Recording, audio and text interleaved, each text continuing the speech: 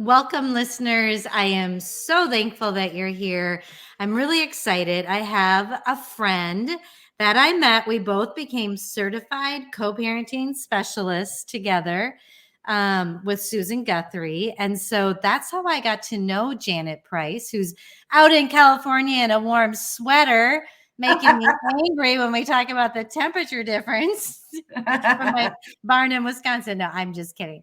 But it's going to be a great conversation. And Janet's going to kind of start out and share what led her to do this work. She's also a divorce specialist. And so she coaches people through co parenting and divorce issues. And so she's going to share what led her to do that.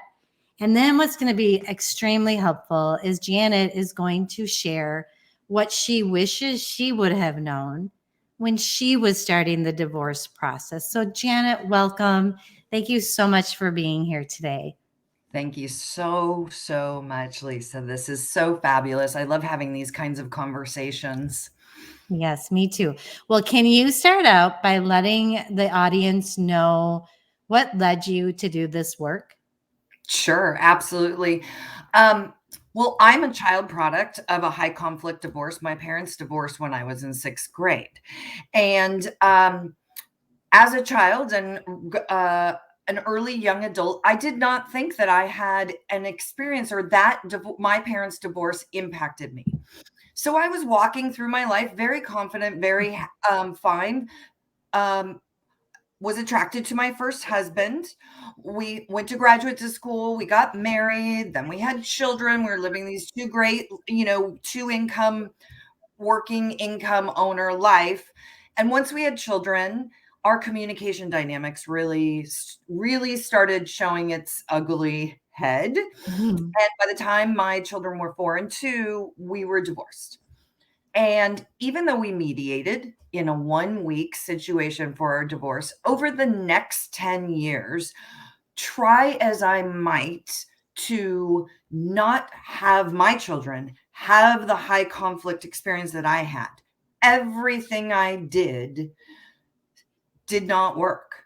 And we ended up in a very high conflict co-parenting relationship that brought us back to the court system 5 times, that we had child services called on me 5 times. And at the very end, I was actually falsely accused of sexually abusing my children and no contact. And we were in a very awful custody battle for more than 3 years, where the judge is the one that had ordered a no contact while they were investigating and playing the games of the court. So I finally settled. And for all the listeners, the great news is even after that time, I now have a strong relationship with my children. So I don't want to really, Right. but what happened, you can imagine, in 10 years of escalating and escalating, I was working and I was focusing on all the conflict. I didn't have any time to heal myself. So I started doing my healing. And as I went through that healing, like a light bulb, all these dots connected for me.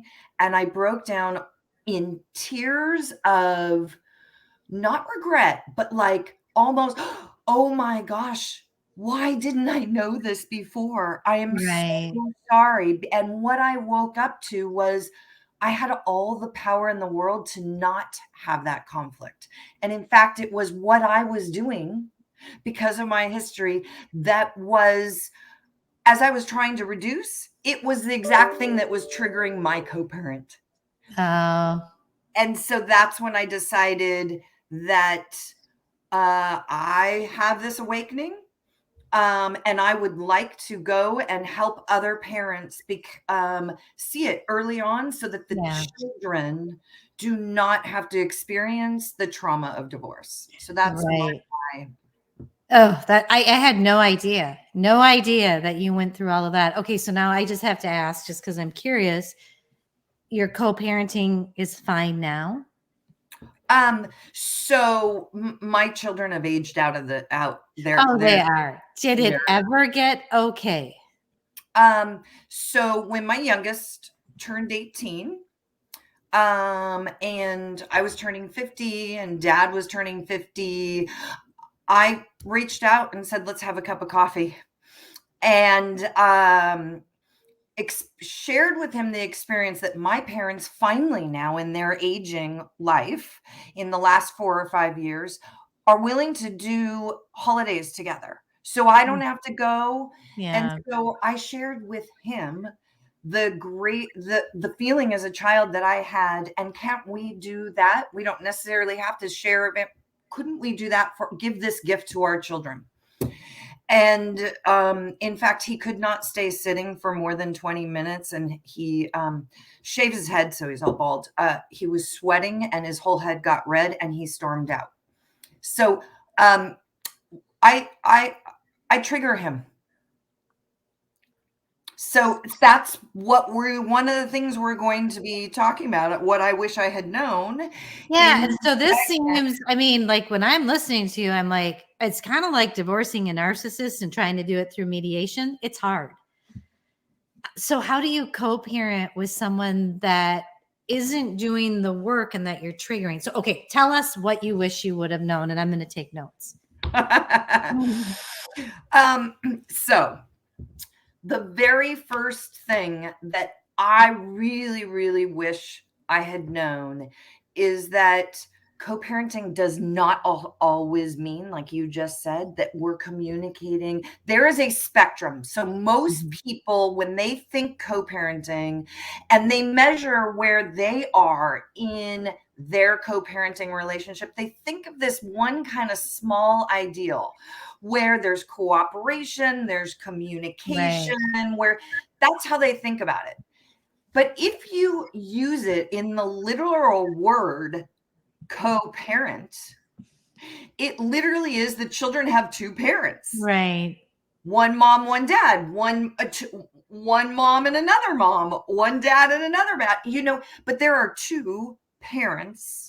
And literally those parents need to figure out how to help the children learn to grow up to thrive into healthy adults. Yep. And so co-parenting as the literal word can be a very broad spectrum. So that is something, and that's okay, because sometimes the children will be better off if you don't try forcing that. I hear you. Okay, so there are some cases where you can do holidays together. You can be together, but you're talking about there are other ones where the parents can't, but they can still stay focused on the kids, and the kids can still know that they're there for them. Is that what you're saying, that you wish you would have known? Because you can't make that always happen. So in your situation, what would have worked with your ex-spouse maybe would have been to have like our family wizard or an app that you communicated on, or I don't know. Tell me, fill me in. Well, and this is where sort of, if you don't mind, I'll summarize after I give you some of these other points, because that I didn't figure all that out to the very end. So of what would have helped. Two parents. The next step about this is the relationship dynamic that you have in your happiest time in your marriage is a lens to how you will not be able to cooperate in that co-parenting.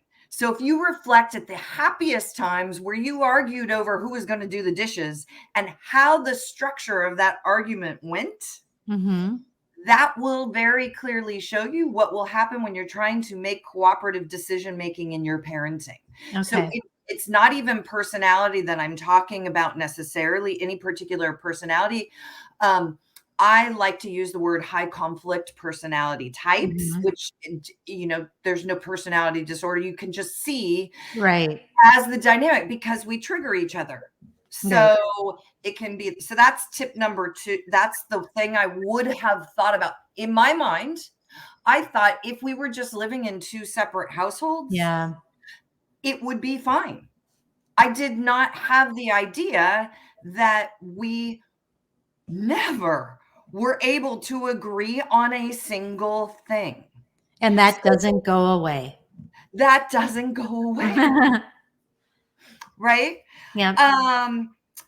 The third thing is that I learned it's almost impossible to co-parent and mediate what your parenting plan and or agree what's going on until you've done it. No one knows any certain person in this situation.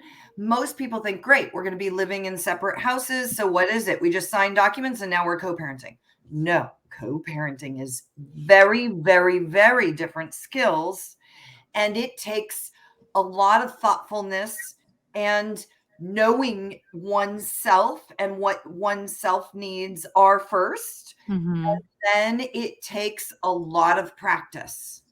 So that is something I just thought, great, we're going to co-parent. I have some great Right. communication skills, right? So that is something that is co-parenting does not happen to anyone overnight. Sure, the document does. Right.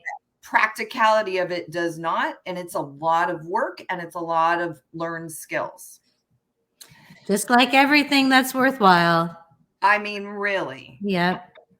And then I know people talk about this a lot. I didn't put myself in this space, but I know a lot of parents sometimes say, well, I got divorced because I was already a single parent living in the household because I Right. didn't have a partner coming alongside me, helping me in anything. And I felt as a single parent. Okay, great. What I'd like to share is that it is true that both parents are now going to become Mhm. single parents, and knowing what you want for yourself and the values you want for your children before you try to communicate with your co-parent are Yeah. so super important. A lot of the emotions that I saw early on had to do in my relationship had to do with me. Like I said, me wanting to get my co-parent on board and align on parenting values for our children, and trying to put this umbrella for our children, and honestly, the need to have a connection to my children's parent, not an emotional relationship connection, but a feeling of we're in this together, Yeah.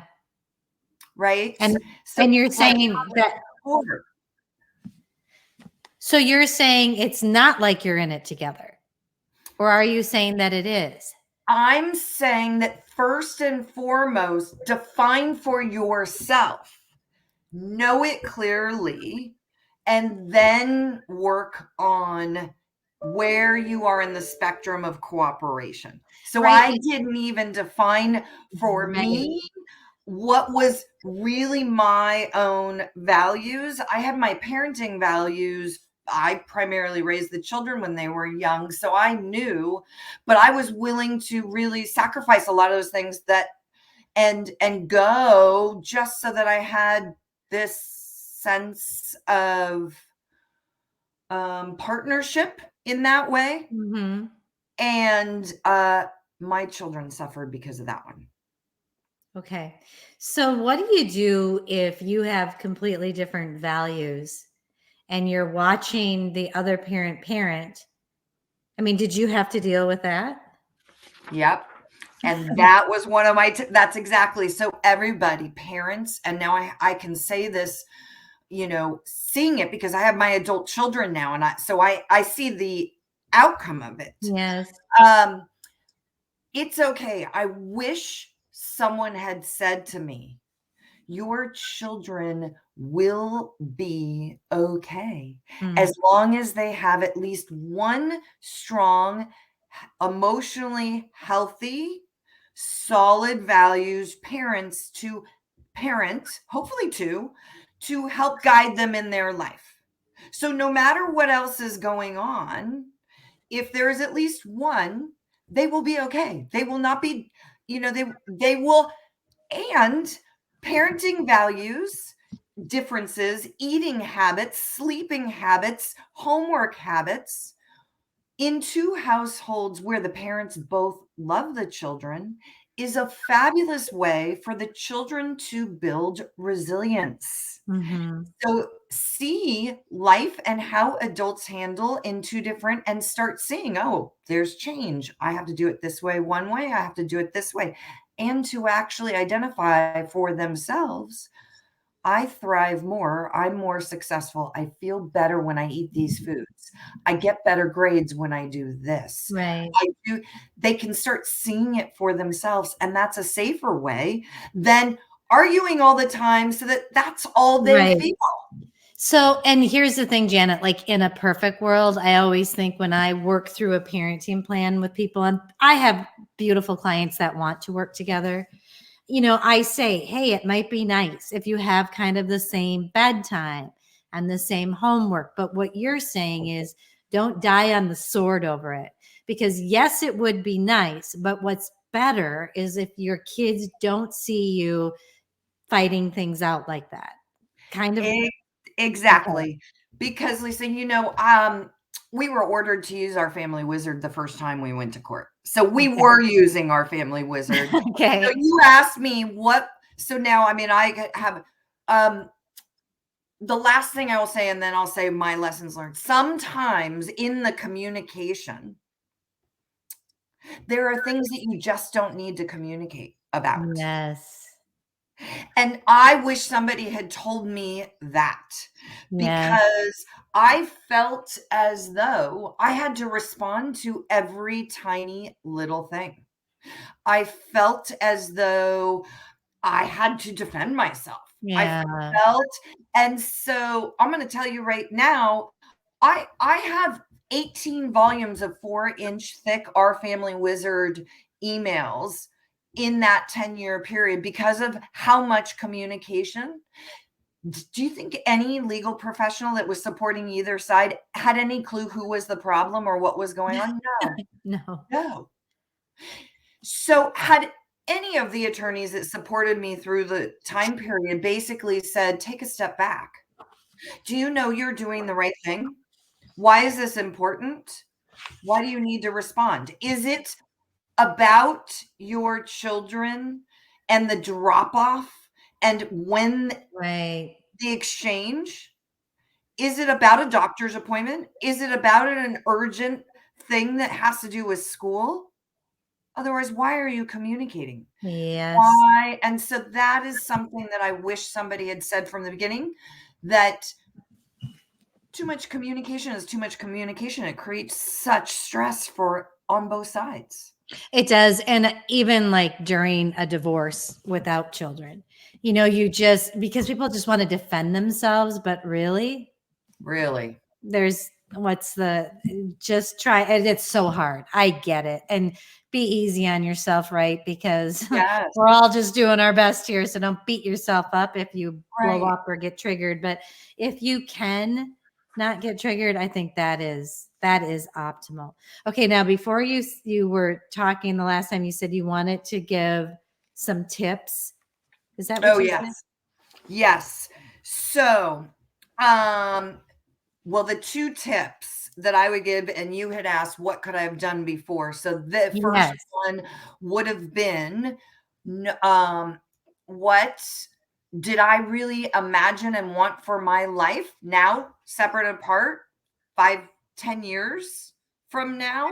And what does that look like for my children? Having that before I walked into any divorce, it was not I'm not talking about money.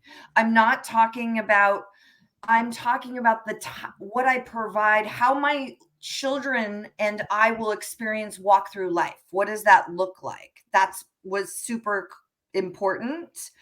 And the second thing was, and this I did have my own personal parenting values, but I didn't get very clear of the next step, which is it's okay to share your values with your children, and it doesn't have to, and help raise them with your values in your household with Right. and you don't have to say anything about the other parent.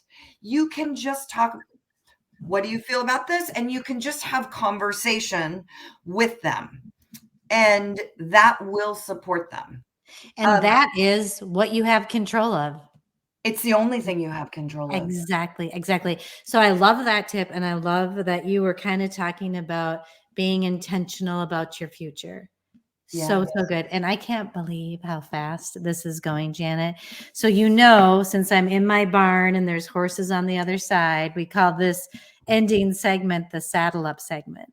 So, I ask for like one little tidbit or piece of advice that you would give the listeners that they could do maybe even today or moving forward that could help them. Yes. So, I would like them to give themselves a break, number one. Because, like we said, we were talking about is a lot. And so they can only show up the best that they can show up. And tomorrow's another day. So breathe and know that you can try again tomorrow. So that's the first thing, to just sit on and really know that your children will always love you. And so you get lots of do-overs. Oh, so, so true. Such great advice. I Yeah. love it. And then co-parenting is really a learned skill. So again, it's something that takes a lot of practice and it doesn't happen overnight. Just because you signed a document does not mean you are skilled in the co-parenting. Yep. Amen. Amen. Well, Janet, you have been such a delight, and I'm so glad I got to know you better. Now, for the listeners, if they want to reach out to you and get some coaching, how do they do that? Where I know I've seen you on LinkedIn and social media. Where else can they find you? My website is www.jpcoachingandconsulting.com. In January, it's International Child-Centered Divorce Month, all month. And so there actually is a website. If you Google International Child-Centered Divorce Month, will find a full month full of free resources. Okay. And I have an ebook on there as Awesome. part of that. So you could go there in the month of January. And I think that would be the best way to find me. Thank you, Lisa. Wonderful. Janet, thank you so much for joining me today. It's been a Thank delight. you for having me. I'm so glad we met at our COPS training. I am too. I am too. Thank you. We'll talk again soon. Sounds good. Janet Price, what do you think of when you think of doing divorce differently? I think that co-parenting is a learned skill. And the best thing you can do for yourself is to find a veteran co-parent or professional that can help you before you actually start working on your parenting plan.